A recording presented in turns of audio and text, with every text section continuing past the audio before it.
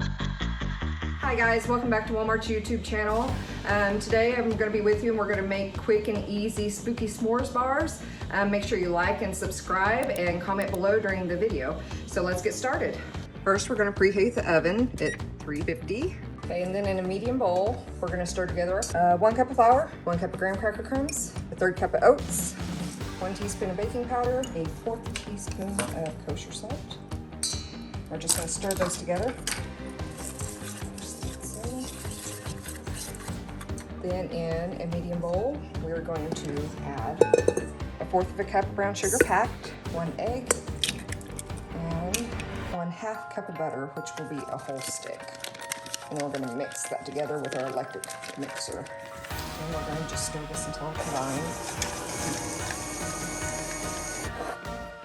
I took my crust out of the oven. I let it cool for about 5 minutes. So now we're going to add the chocolate and the ghost marshmallows.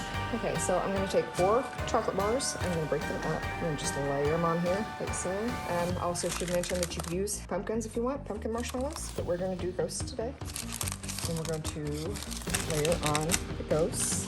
We're going to do them face down because the faces are going to melt anyway. We can draw them on. Put your oven rack to the very top one, and you're going to put it on low broil for about 1 to 2 minutes till the ghosts are golden brown. So it just came out of the broiler. We're going to let this cool down a little bit so we can draw eyes and mouth with that food coloring marker. It's nice and crispy, so it goes on pretty easily. You have your nice Halloween treats. So there you have it, guys. Start to finish, 30 minutes, spooky s'mores bars.